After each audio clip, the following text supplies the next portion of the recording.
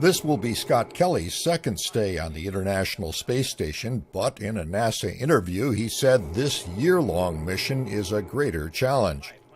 I think I'm going to have to have a little bit different pace or perspective on the whole thing this time than I did last time. Kelly's mental and physical health will be closely monitored during his year in space and after his return. He also presents a unique opportunity in that NASA can compare medical data taken from his tests with similar tests being taken on his identical twin brother, former astronaut Mark Kelly. Craig Kundrat is the Deputy Chief Scientist of NASA's Human Research Program at the Johnson Space Center in Houston.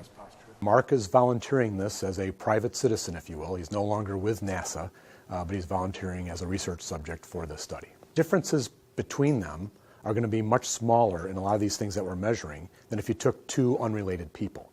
So that allows us, by comparing between Scott and Mark, to pick up much more subtle changes. One principal focus will be on the bacteria that live in the human digestive system.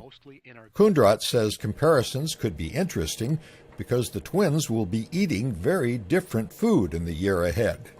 Relative to what Mark will eat on the ground, Scott has a very limited menu of food that he's eating, and it's very sterile. While some Russians have already spent a year in space, NASA scientist John Charles notes that was nearly 2 decades ago, and technology has advanced a lot.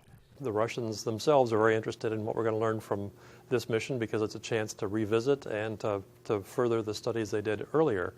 Charles says the array of tests and the ability to monitor Scott Kelly's condition every day could produce unexpected results. We're not going to be surprised by surprises. We were surprised several years ago by a finding that certain astronauts have changes in their vision in long-duration space flight about halfway through a 6-month mission. Another area of interest is the effect of radiation on the human body, something that would be even more intense for astronauts on a 3-year mission to Mars. That really isn't a concern in low Earth orbit missions because of Earth's magnetic field shielding us and shielding them from the effects of deep space radiation.